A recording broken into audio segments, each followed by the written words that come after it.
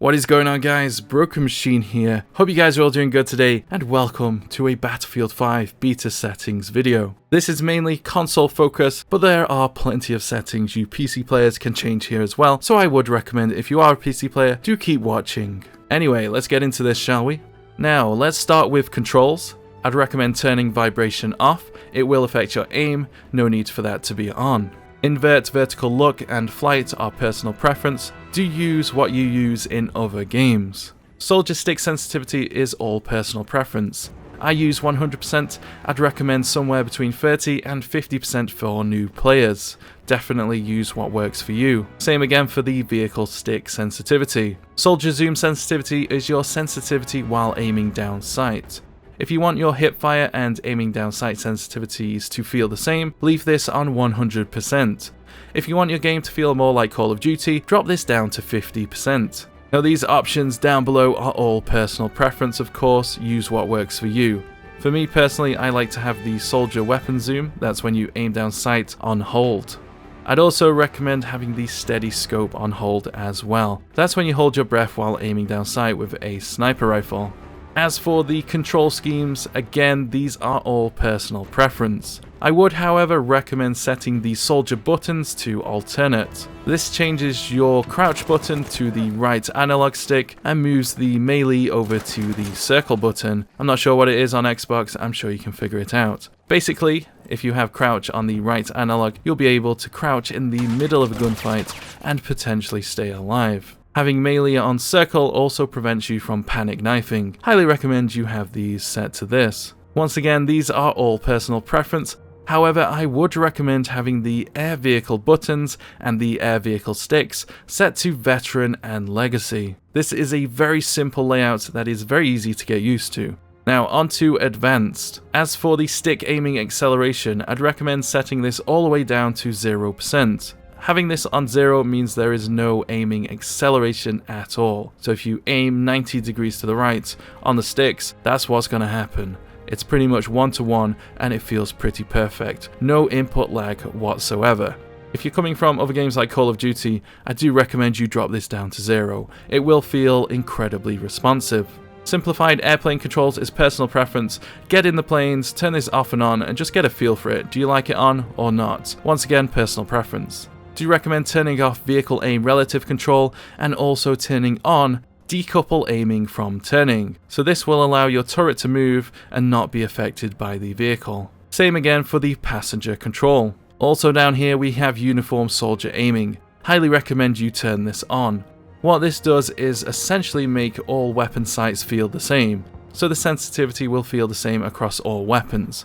For example, if you aim down sight with a sniper rifle and turned 90 degrees to the right, and then did the same with a pistol, it would feel exactly the same on both. Highly recommend, and also leaving the coefficient at the default value. Now, to make your controllers feel a little more responsive, I'd recommend setting the center dead zone to somewhere between 10 and 20%. I wouldn't recommend going too low here, the sticks will be way too responsive and your aim will be all over the place. 10 to 20 is a good start. Do recommend trying 10%, start off the game. If it feels too responsive, raise it up to around 15 or even 20%.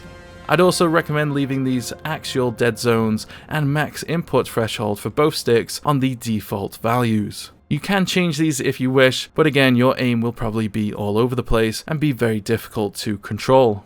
Next, we have the L2 and R2 max input threshold. Do recommend you drop these down to 5%. That will make your aiming down sight and firing triggers feel incredibly responsive. You won't need to push them down as much for the game to recognize they've been pressed. Highly recommend you do drop these down to 5%. Now, as for the soldier zoom sensitivities, I would recommend leaving on these default values at 100%. If you turned on uniform soldier aiming earlier, that will mean all of these zooms will feel exactly the same in terms of sensitivity. However, right at the bottom, I would recommend turning up these field guns and fortress turrets, basically all the turrets if you like, up a little higher. That will definitely help you out, and you don't need to be too accurate with these either, so do recommend adjusting these if you want to. Next, we have gameplay.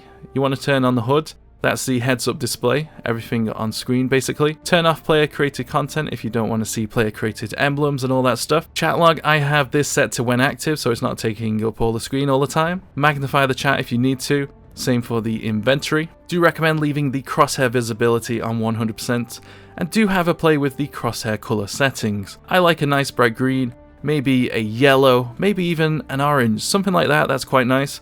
A lot of people do like a dark red, even a black. But it's all personal preference. Just use what works for you. Something that adds a nice little bit of contrast is usually a good start. Turn on the kill log, that's the kill feed. Set it to all, and I'd recommend leaving it on icons. If you want to see awards pop up, leave this on. Vehicle seat info, that shows you who's in the vehicle seats. Leave on the critical messages if you need them. That's personal preference once again. And we have share usage data here. If there's any errors with the game, this will send them to DICE and EA, and hopefully they can use that information to fix the game and ensure a perfect launch. So do recommend you turn this on. Now, as for hit indicator, I've got a bit of a color scheme here that I totally recommend.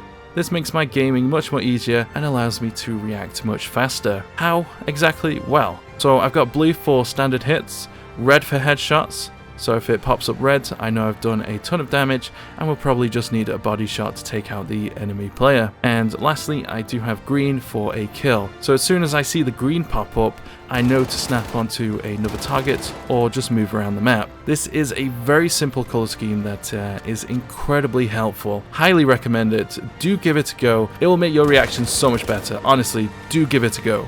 Damage base shape, leave this on, and the armor hit indicator color, set this to something like yellow. Highly recommend that. Now, minimap settings are personal preference. I would recommend having a play of these, but if you want something that looks similar to mine, or just exactly like mine, definitely copy these settings over. However, right at the bottom, I would recommend adjusting these icons here. These are when you're aiming down sights. So, for example, these objective icons, you want to drop that down all the way to something like 30% so they don't get in the way and potentially block your view. Now onto advanced, soldier auto leaning and auto peek. Basically, if you go up to an object or to the edge of a wall, when you aim down sight, your guy will automatically lean or peek over. I would recommend leaving these on. Turn off the parachute auto deploy. That means you will have to turn on the parachute yourself when you're dropping in, so make sure you do that. Now if you have this on, sometimes the game will just auto deploy the parachute and you'll become an easy target, so do turn this off. The button to open up your parachute is X on PS4, by the way, the jump button basically. Context-based order giving, if you're a squad leader with this on, instead of opening up the comma rows with the spot button, you can now just look straight at an I can't even talk. You can look straight at an objective and do it that way. Definitely recommend. Plane chase camera roll. Do you want the camera to follow the plane or not? Again, personal preference. Aim assist auto rotation. I turn this off. I don't like it. Auto rotation is when the game automatically snaps to targets for you. Now this can be helpful if you're a new player just getting used to the game, but if you're a seasoned veteran, I definitely recommend turning this off. You know, sometimes you might want to aim for the head, sometimes you might want to go for a body shot, and having this on will affect you at times. I would recommend leaving slowdown on. Basically, if you're on target while aiming down sight, the aim assist will kick in and slow down your sensitivity. Highly recommend leaving that on. Reload hint, leave it on. Hint system again, both personal preference. Turn them on if you wish. Network performance graph, if you're having issues with the game, latency issues, turn this on, record your footage and send it to DICE. Aim lead indicator, if your ping is really high, leave this on, and an icon will pop up telling you you will need to lead your aim just a little bit, excuse me, so do leave that on if your ping is high. Audio, leave the master volume on 100%, drop the music down just a little bit. For streaming, I use 20%. You might like the music, but it often gets in the way. As for the audio settings here, personal preference once again. If you're using headphones, I'd play it safe and just use the stereo 2.0 option and the sound preset on headphones. There is some 3D audio here, but I've not tried these out yet, so I'm gonna get used to these, and when the full game comes out, I'll give my recommendations there again. In-game announcer, turn on, turn off, up to you. You can set this to native. I would recommend leaving it on default.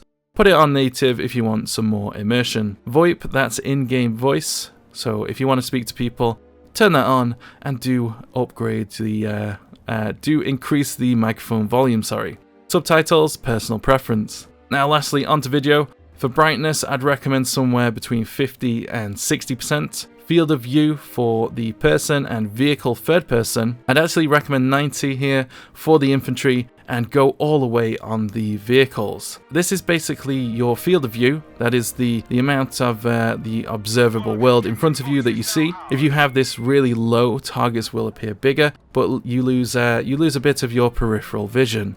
90 is a sweet spot, a lot of players use this. I've been using this all the way through Battlefield 1. I'd totally recommend 90. Now for the vehicles, you obviously want this a little bit higher, so I would personally go all the way. It's up to you, of course, you might want this lower. Have a play, but do try the highest first. Now if you have ADS field of view on, this will apply the field of view you just selected while aiming down sight. If you want a little extra zoom while aiming down sight, do set this to off. I'd recommend turning motion blur all the way down to 0%, no need for that. And also I'd recommend turning off weapon depth of field and all of these options down here. Not much need for these, they just change up the graphics slightly, honestly for the worse in my opinion. If you want a little depth of field on your weapon, do turn that on, but in all honesty, I don't think there's much point. But again, personal preference, but turning off these ones down here definitely gives you a little performance boost. Now, if you are colorblind, I would recommend having a play with this setting down here.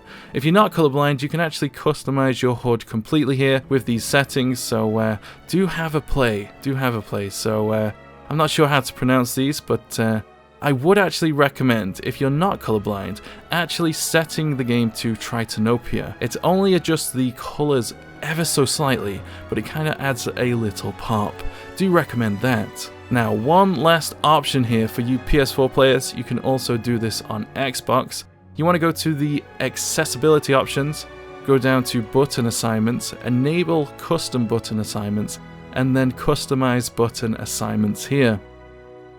Now, the reason I'm saying go over here is you can flip the controls for the aiming down sights and firing your weapon. So you want to switch L1 to L2 and R1 down here to R2. So you'll be aiming with L1, that's the front trigger on Xbox, and firing your weapon with R1, the right trigger on Xbox. Now the reason you want to do that is it will make the game much more responsive, and in my personal opinion it is much more easier to use. Sadly the option isn't there to flip the controls, but like BF1 it will probably be in the full release, so do recommend you change those settings. And that is all for this video, guys. I hope you enjoyed the beta. I hope this guide helps you start off pretty nicely. And yeah, drop a like if you enjoyed this. Do subscribe if you want some more tips on this game. Drop a like if you enjoyed this, and I'll see you guys in the next one. Make sure you turn on notifications. Lots more Battlefield 5 content to come. Take it easy, guys. Catch you later.